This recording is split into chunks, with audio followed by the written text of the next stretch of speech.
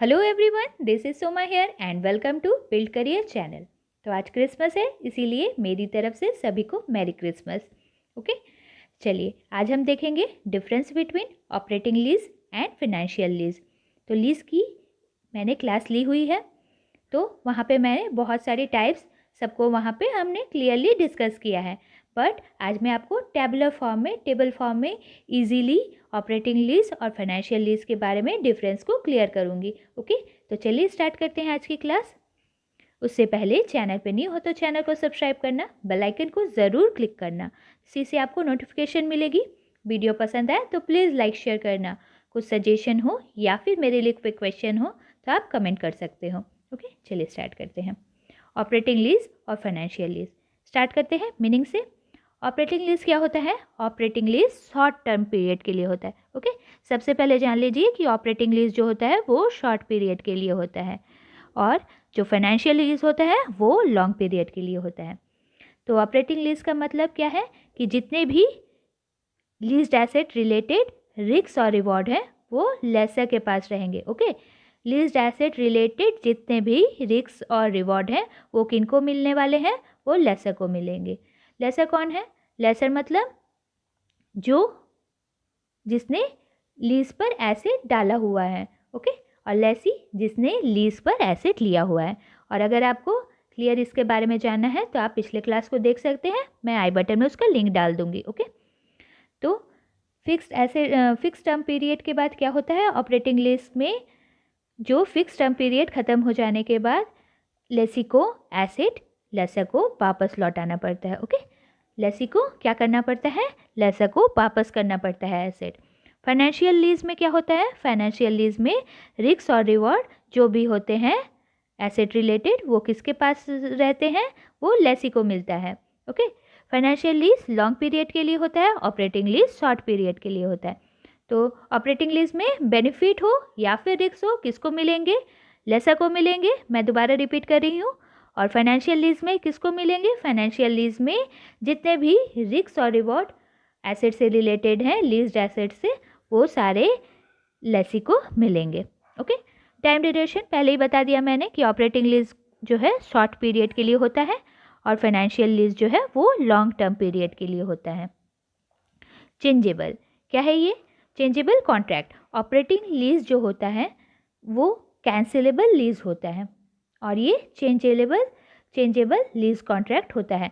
Revocable मतलब changeable. Okay, इसको हम चेंज कर सकते हैं। Okay, operating lease volatile nature का होता है, इसको आप बदल सकते हो।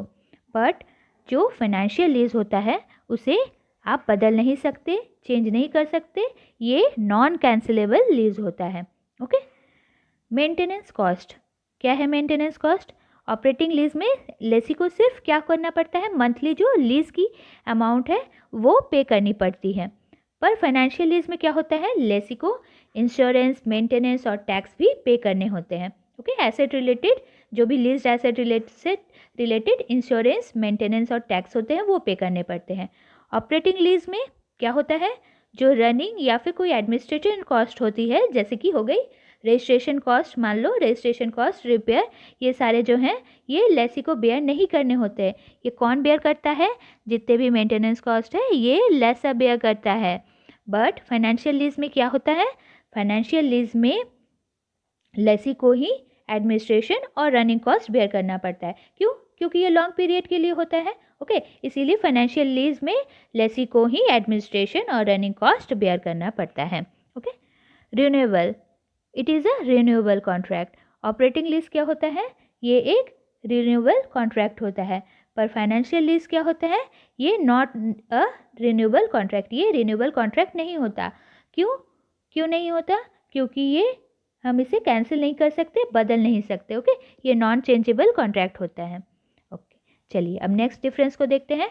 परचेज ऑप्शन क्या है? परचेज ऑप्शन ऑपरेटिंग लीज में जो लीज पीरियड के दौरान लेसी के पास क्या होता है? एसेट को बाय करने का कोई ऑप्शन नहीं होता।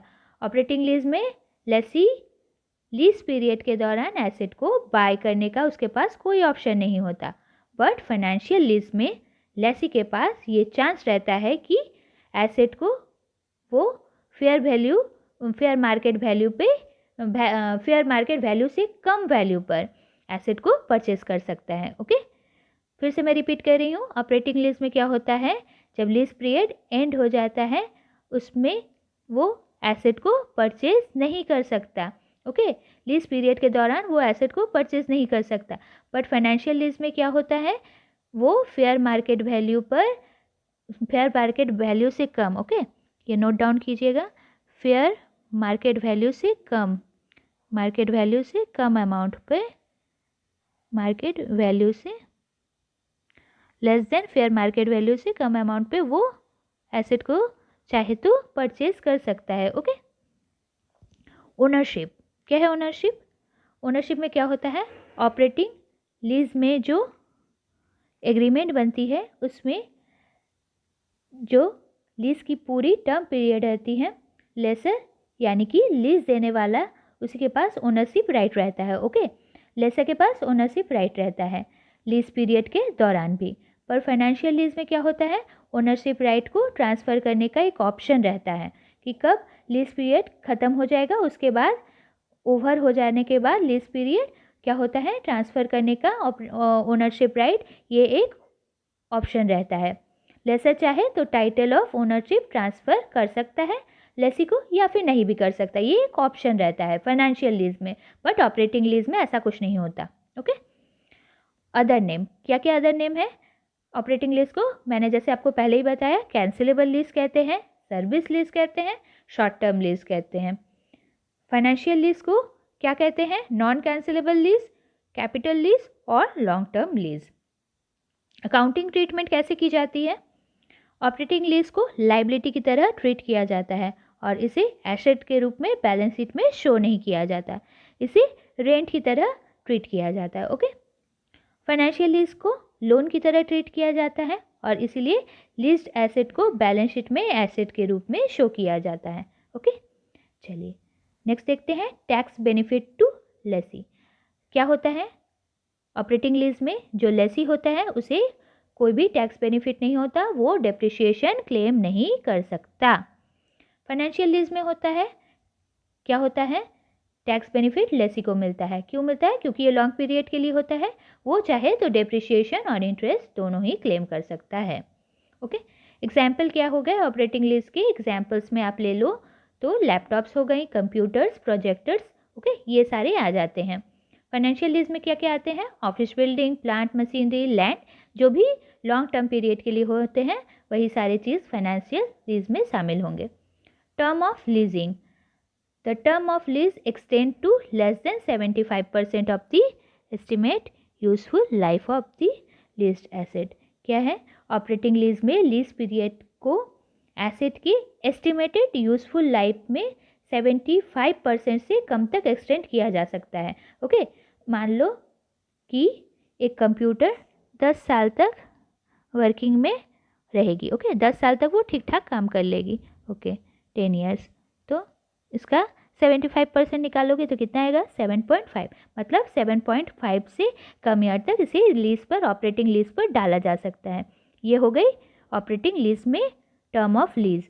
फाइनेंशियल लीज में क्या होता है, पर फाइनेंशियल लीज में लीज पीरियड को एसेट की जो सब्सटैंशियल इकोनॉमिक लाइफ है उस तक लीज टर्म इसका होता है। ओके, तो ये तो हो गई सारी ऑपरेटिंग लीज और फाइनेंशियल लीज के बीच की डिफरेंस।